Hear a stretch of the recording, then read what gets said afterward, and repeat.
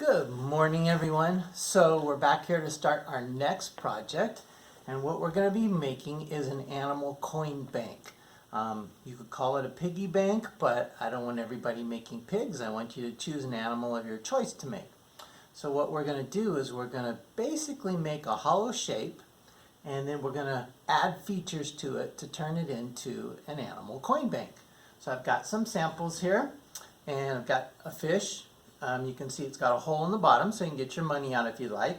And then you can choose to put a slot somewhere in it so you can actually drop your coins into it.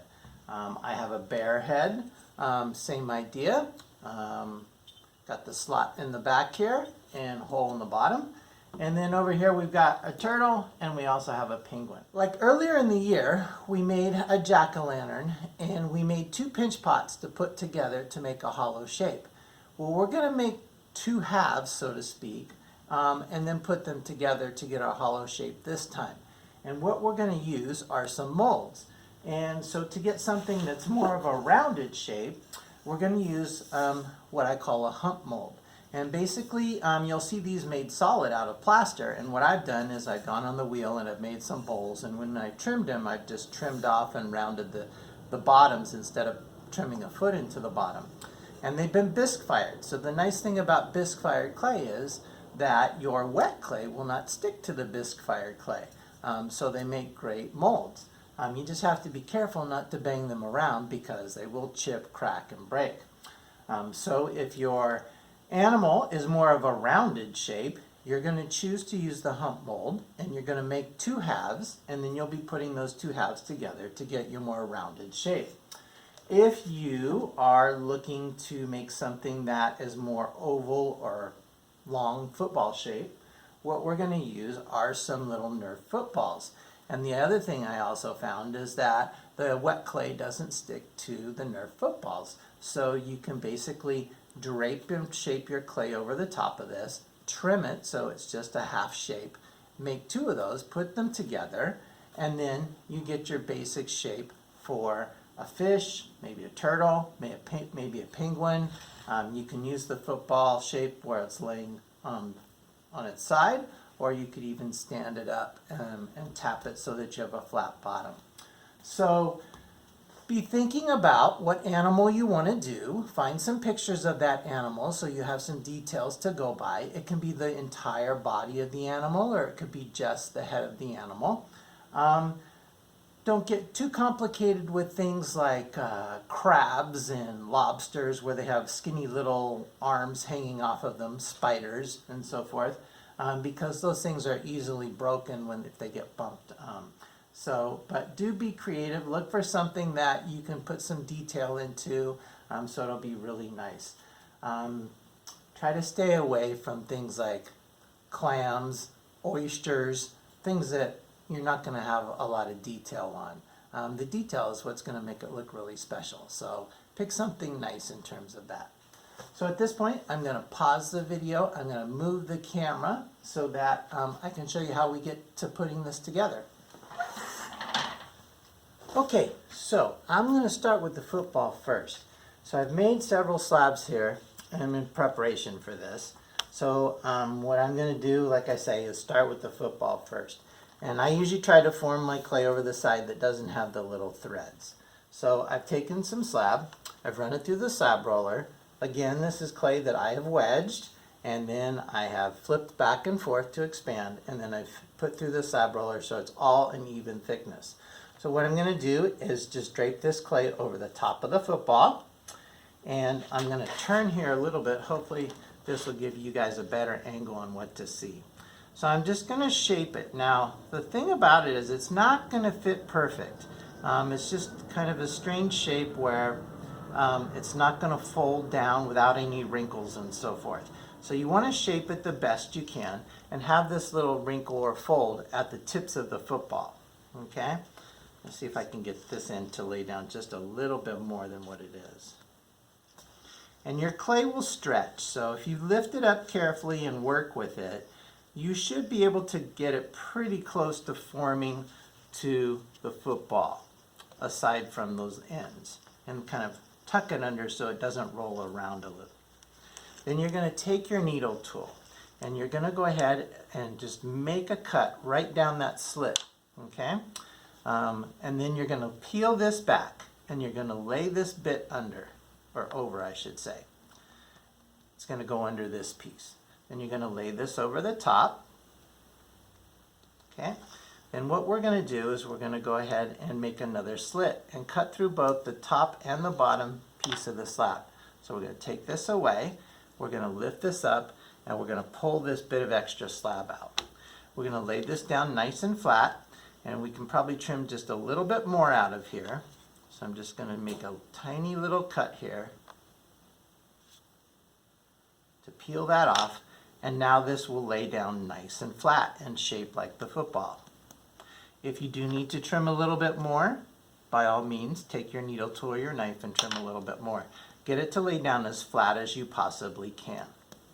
Now, since the clay is nice and soft at this point, all you need to do is take your finger and you can smear together where you had that cut. Okay?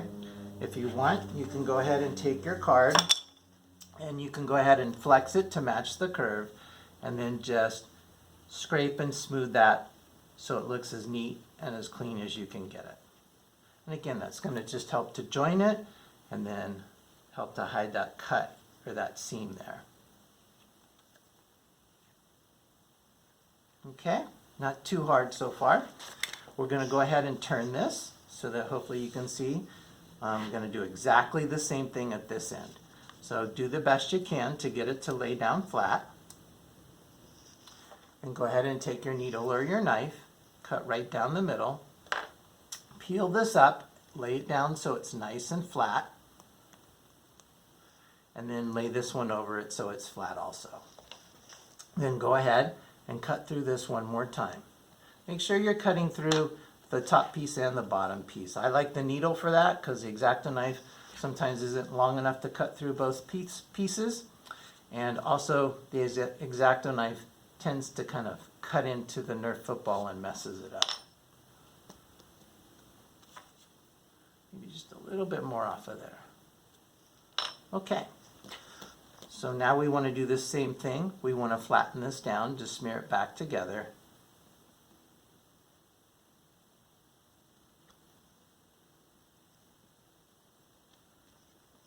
And then we'll scrape it again with the card.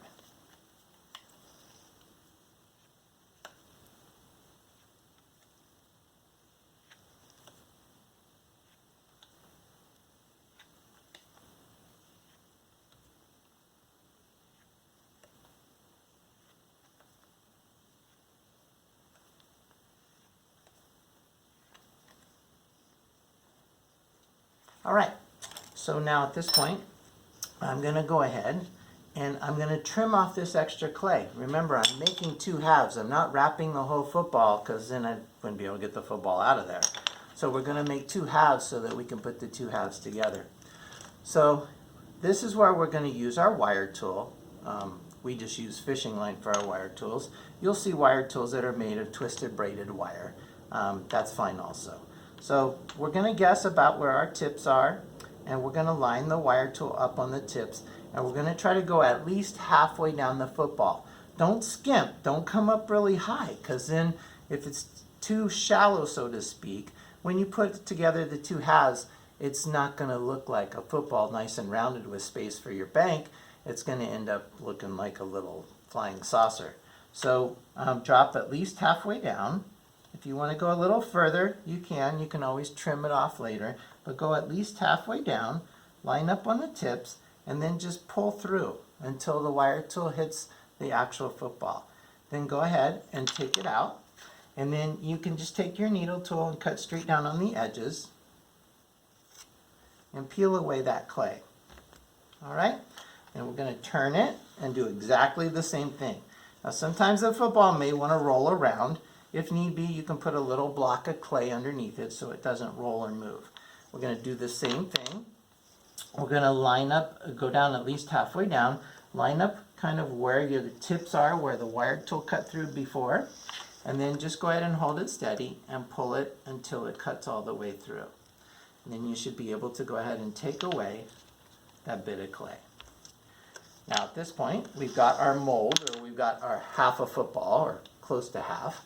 So then we're going to go ahead and take a board, and we're going to go ahead and put this in our hand and just cup it and hold it there. Take your fingers, squeeze down on the football, and it should come right out. Okay? You're going to see the seam here where we cut it to blend it. We don't want to change the shape of the football at this point, but if you can, go in with your thumb and smear this together a little bit. It'll just help to make sure you're not going to get a split there when your clay starts to dry. You can do this now, or you can wait a day when this gets to be almost leather hard, and then you can do it, and that way it won't change its shape. So then what I do with the board, I just lay this diagonally across the board and set it on there and flip it over. And as long as you don't move it, it should hold its shape and it should be just fine. Okay, so at this point, I'm going to set this one aside. I will need to make a second one of these because remember, we're putting the two halves together. So I'm going to do that off camera so that I don't take up the time in the video. So that's what you'll do if you choose to use the football shape or for your animal. So now I want to go ahead and show you guys the other one. So I'm going to set this clay aside. I'm going to get the other mold. Now when you go to get the hump mold, you're going to see some of them are numbered on the inside or numbered on the top. They're different shapes and there's different sizes. In other words, they might have a little more curve, a higher curve, a lower curve. Some might have a bigger diameter. So whichever one you choose, remember what number, because you may not be able to make both halves in the same period. So you want to make sure that you're able to get the same mold the next day when you go to make the second half. We need those two halves to be the same so that the diameters of the rims will match up. So I'm using number 2. I'm going to go ahead and make sure I keep using number 2. So I'm going to grab another slab over here. And on this one, you're going to do roughly the same thing. You're going to drape your slab over the top. And you want to make sure your slab is nice and soft. If your slab is somewhat dry, and you go to try to form it to this, it's going to crack. And sometimes you will see cracks when it stretches. That's okay. Just work with it and do the best that you can. So on this one, we want to go very slow, and we want to go ahead and shape it to it the best we can. We're not going to cut splits in it like we did on the football in order to make it fit. We want this to drape on here perfectly. And so as you work with it, if you go slow and you lift it up and let the clay stretch and drop and form over it, eventually you'll be able to get this to fit perfect without any wrinkles. We don't want the wrinkles in it because it just doubles up the clay and it causes it to be thick in one area and heavy. We're trying to keep our projects nice and light if we can. Okay, so we're almost there.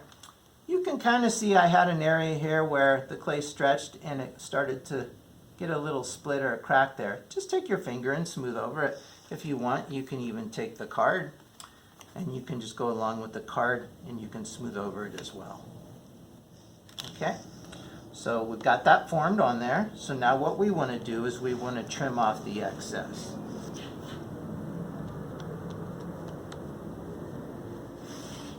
So you can initially just take your needle tool and cut some of the excess clay away.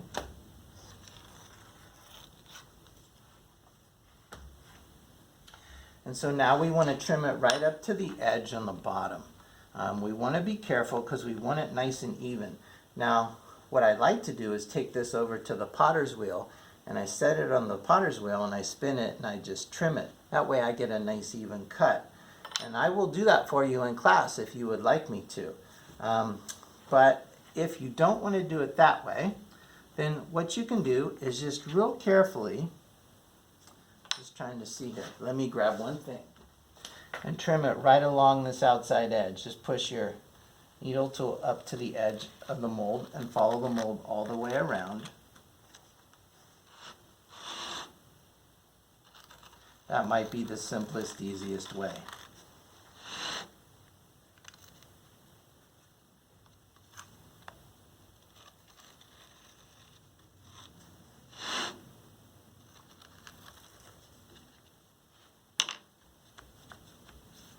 All right, then just kind of reshape it, make sure it's against the mold nicely.